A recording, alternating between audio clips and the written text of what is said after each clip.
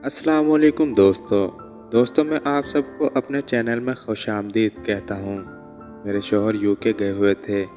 मैं घर पर अकेली थी कि अचानक मेरा देवर मेरे कमरे में आ गया और मेरे साथ। मेरा नाम ज़ोया है। मेरी उम्र 25 साल है। मैं एक शादीशुदा लड़की हूँ। मेरे शौहर यूके में जॉब के लिए गए हुए थे। मेरे शौहर का नाम लतीफ़ था। हमारी रिहाइश कसूर की है। मैं अपनी फैमिली के साथ कसूर में ही रहती हूँ। मेरी फैमिली टोटल 4 अफराद पर मुश्तमिल थी। मेरे 2 बच्चे थे। मेरी एक बेटी थी जिसकी उम्र 2 साल थी और एक बेटा था जिसकी उम्र 3 साल थी।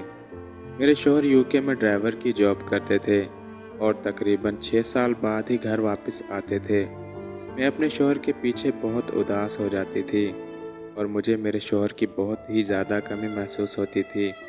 लेकिन मैं मजबूर थी और कुछ गलत भी नहीं कर सकती थी। मेरे ससुर काफ़ी सीरियस किस्म के इंसान थे। वो मुझसे इतनी बातचीत नहीं करते थे और मेरे ऊपर काफ़ी सख्तियाँ वगैरह करते थे क्योंकि इनको पता था कि मेरे शौहर घर पर नहीं हैं और मैं कुछ भी गलत कर सकती हूँ। हमारा ताल्लुक़ अमीर फैमिली से था और मैं बहुत ही खूबसूरत और हैंडसम थी।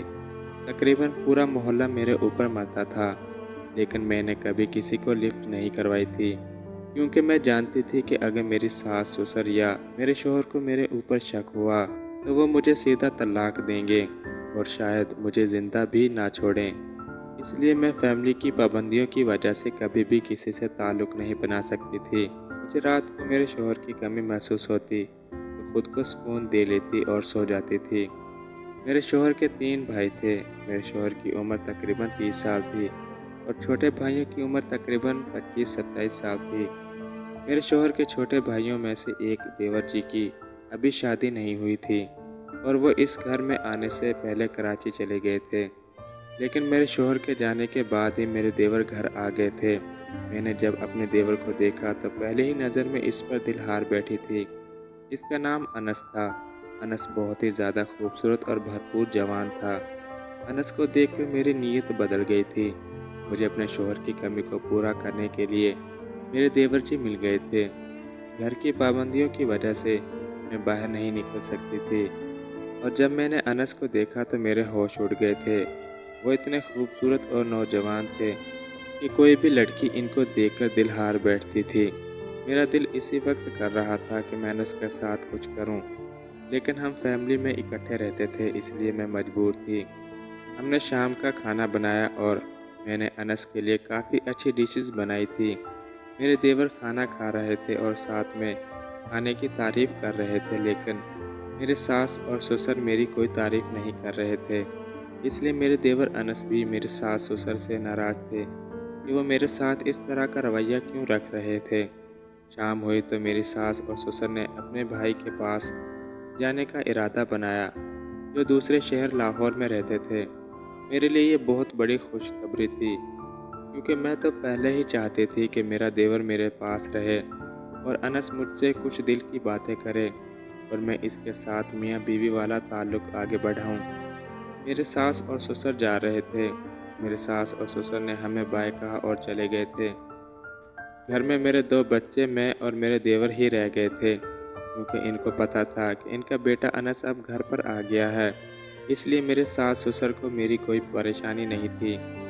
लेकिन इनको क्या मालूम था कि मैं तो अनस के साथ ही सब कुछ करने के लिए तैयार हो रही हूँ। शाम हुई तो मैंने अनस से कहा कि आज खाने में क्या पकाऊं। देवर जी बोले, आज कुछ नहीं पकाना, आज मैं आपको बाहर खाने पर लेकर जाऊंगा। मुझे अनस की ये अदा बहुत पसंद आई थी और मैंने अपनी एक दोस्त की बात सुनी थी कि जब लड़का लड़की को बाहर खाने पर लेकर जाता है तो लड़की को अपनी सबसे कीमती चीज़ देनी पड़ती है। मुझे भी एहसास था कि अनस को मुझसे क्या चाहिए, इसलिए मैं अनस के साथ खुशी खुशी बाज़ार चली गई थी। वहाँ पर हमने खाना खाया और खाना खाने के बाद तकरीबन रात ही 12 बजे वापस आए थे। वापस आने के बाद सर्दियों के दिन थे। मैंने अनस से कहा कि आप मेरे ही कमरे में अपना बिस्तर लगा लें। अनस भी इस बात पर राज़ी हो गया था और वह मेरे कमरे में आ गया था। सर्दियों के दिन छोटे और रातें बड़ी होती हैं, इसलिए हमने तकरीबन रात 2 बजे तक आपस में बातें की और मीठी मीठी गुफ्तगू करने के बाद انس نے مجھے اچھی طرح مطمئن کیا اور مجھے ان وادیوں کی سیر کروائی تھی۔ ان وادیوں کی سیر کر کے میں بہت راضی ہوئی تھی جن وادیوں کی سیر میرے شوہر کرواتے تھے۔